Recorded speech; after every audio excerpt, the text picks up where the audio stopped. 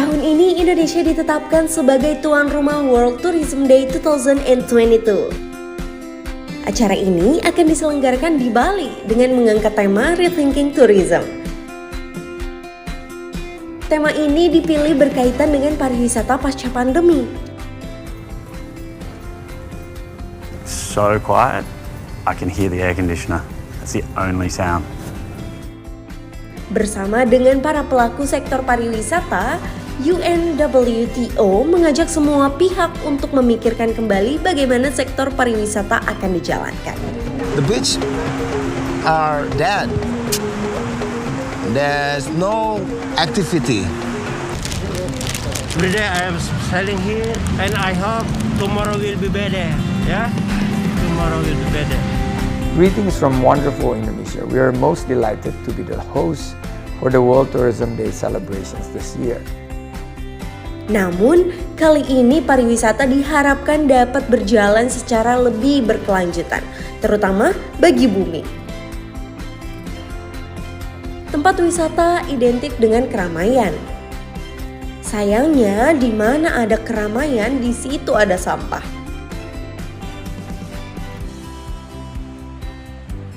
Seperti tumpukan sampah yang menumpuk di Bali atau Labuan Bajo.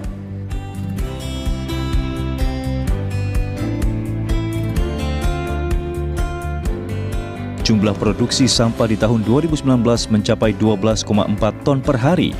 Di tahun 2020 naik menjadi 13 ton per hari dan hingga pertengahan tahun 2021 kembali naik menjadi 15,6 ton per hari. Sampah yang didominasi oleh kemasan makanan dan botol plastik itu berasal dari para wisatawan yang datang. Petugas pun melakukan inspeksi ketat demi mencegah sampah mencemari tempat wisata.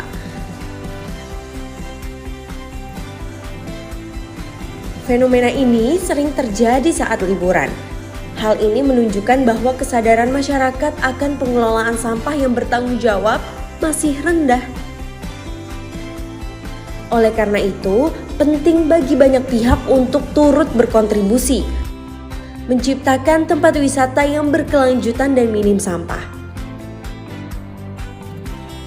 Pengunjung dapat mengurangi produksi sampah dengan menghindari penggunaan kemasan sekali pakai, seperti membawa wadah makan dari rumah. Area wisata seringkali belum memiliki sistem pengelolaan sampah yang baik. Maka, simpan dan bawa sampah ke kota atau area pengelolaan sampah yang sudah lebih maju. Mewujudkan tempat wisata yang bersih dan sustainable adalah tugas semua pihak. Kita semua bisa mulai dari diri sendiri loh. Mari dukung terlaksananya pariwisata yang lebih berkelanjutan.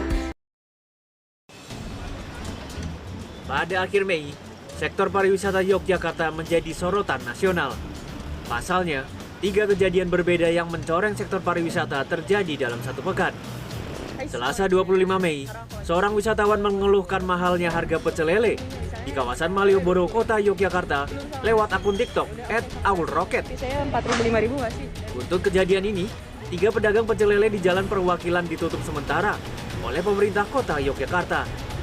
Di akhir pekan, 2 kejadian hampir terjadi bersamaan. Akun Reska Deska Visio mengunggah di media sosial bahwa ia harus membayar uang parkir sebesar Rp20.000 di Jalan Kiai Haji Ahmad Dahlan, kawasan 0 km Kota Yogyakarta. Kasus ini ditangani tim Saber Pungli Polresta Yogyakarta. Sementara, seorang wisatawan terpaksa harus kecewa karena gagal mengunjungi petilasan Mbah Marijan di Sleman. Meski membawa mobil sendiri, ia harus menyewa jeep tur keliling Merapi meski hanya ingin ke satu tujuan saja. Nah, sebelum berangkat itu saya sudah survei lewat Google Maps bahwa jalanan itu bagus. Tidak seperti yang petugas parkir bilang jalannya jelek. Terus petugas parkir juga sempat bilang di sana banyak jeep, nanti ganggu jalan. Nah, pedoman saya ini kan jalan umum, jadi nggak mungkin itu hanya untuk jeep aja. Menanggapi berbagai kasus tersebut, Gubernur DIY Sri Sultan Hamengkubuwono ke-10 meminta kasus-kasus seperti ini tidak terulang kembali. Ia meminta kabupaten dan kota untuk menyelesaikan kasus tersebut. Ya untuk urusannya kabupaten kota itu urusanku, bukan urusanku, itu urusan kabupaten kota. Anggo retribusi ini ora jelas, harganya ya ora jelas. Pekerjaan seperti itu paling mudah untuk dikorupsi. Kan gitu masalahnya, jadi jangan sampai lah.